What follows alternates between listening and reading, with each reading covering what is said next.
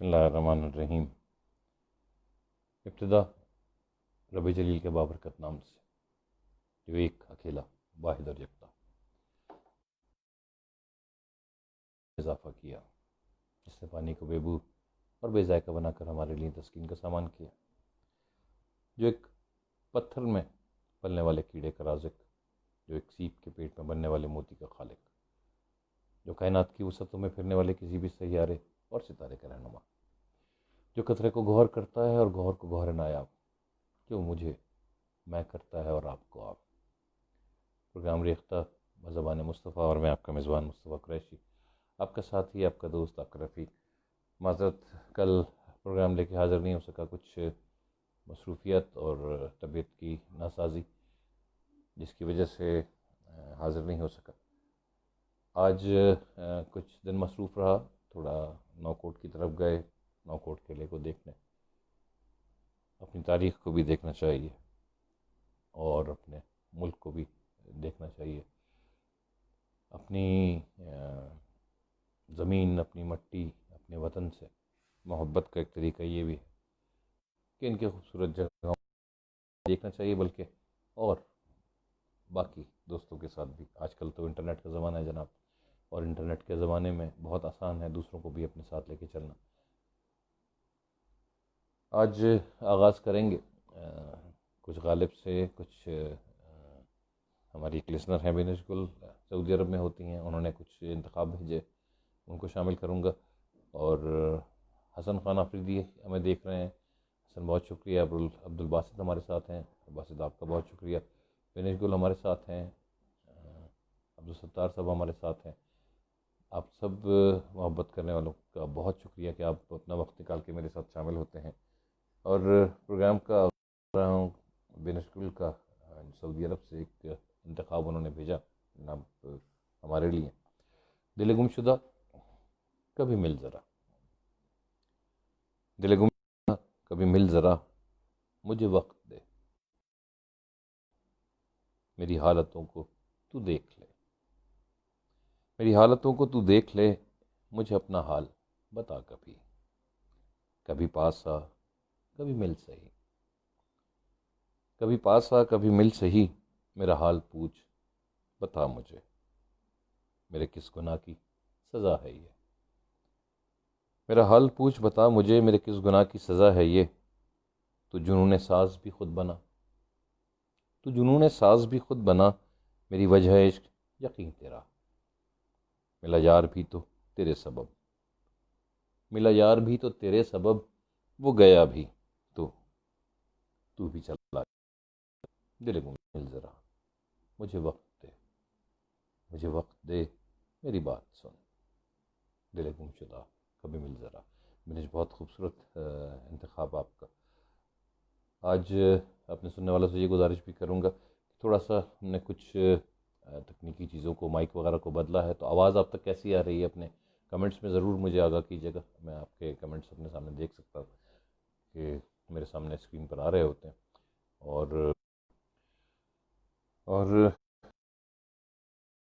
جناب آج بات کریں گے، معذرت کچھ انٹرنیٹ میں مسئلہ، تھوڑا سا تعطل کا شکار۔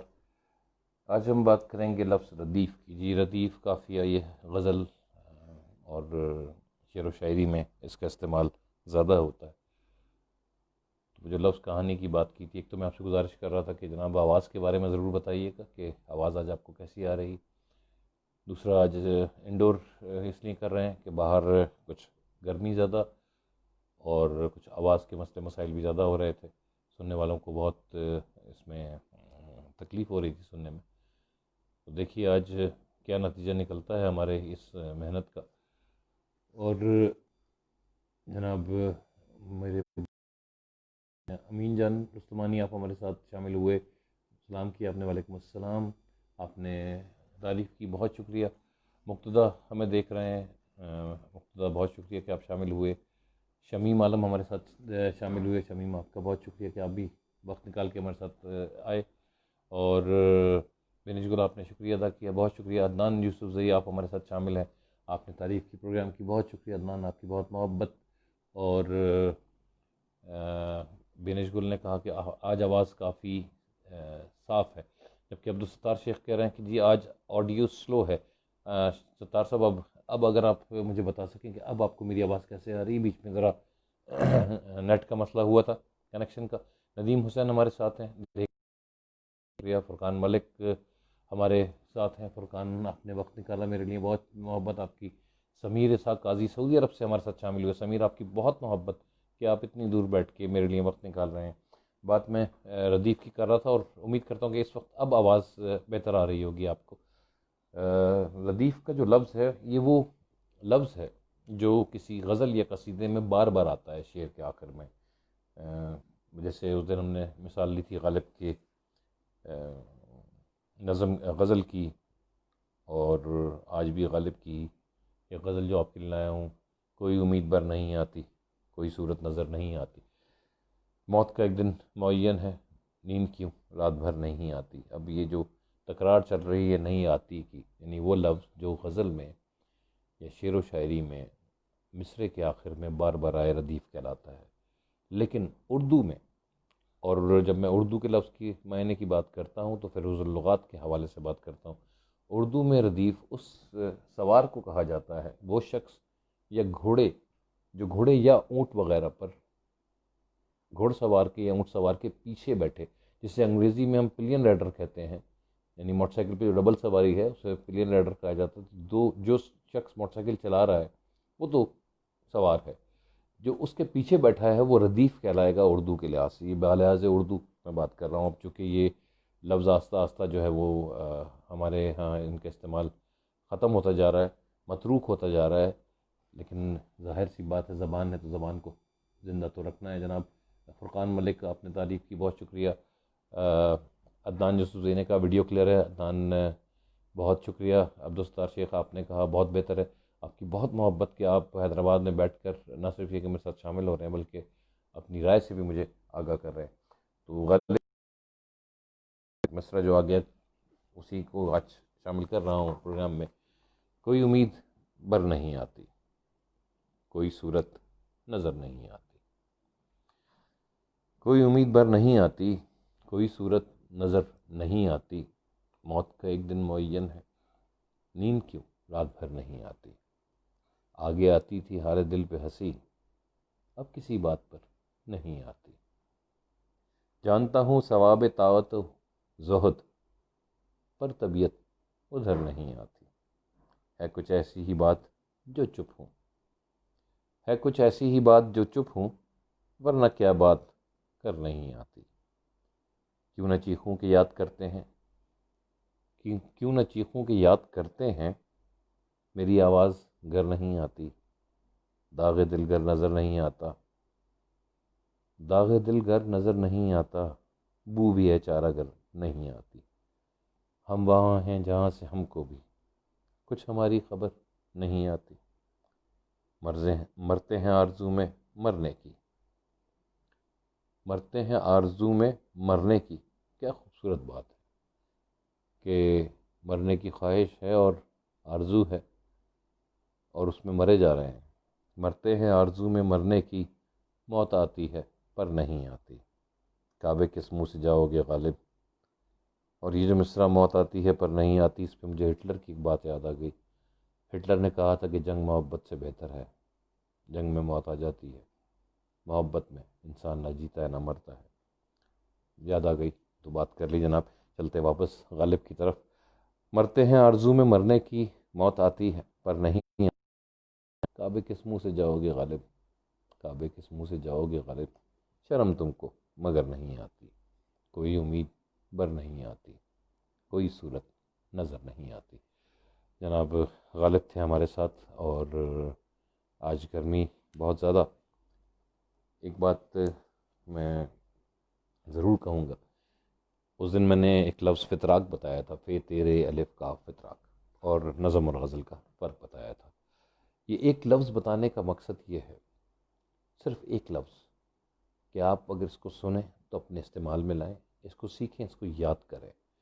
ردیف کے میں نے شعر و شاعری سے واسطہ رہتا ہے، پڑھنا پڑھانا بھی ہے، شعر و شاعری کرتا بھی رہتا ہوں، لیکن ردیف کے اتنے مفصل معنی جب تک میں نے ردیف کے بارے میں پڑھا نہیں مجھے نہیں پتہ چلے، اور اب میں ذاتی طور پہ یہ سوچ رہا ہوں کہ جناب جو شعر و شاعری میں جو لفظ ہیں، ردیف ہے، قافیہ ہے، تخلص ہے، مقطع کیا ہوتا ہے، مطلع کیا ہوتا ہے، ان چیزوں کے بارے میں بھی اپنے سننے والوں کو، اپنے دیکھنے والوں بہت زیادہ نہیں، صرف ایک لفظ یا کوئی ایک بات ایک پروگرام میں تاکہ آپ کو یاد رہے۔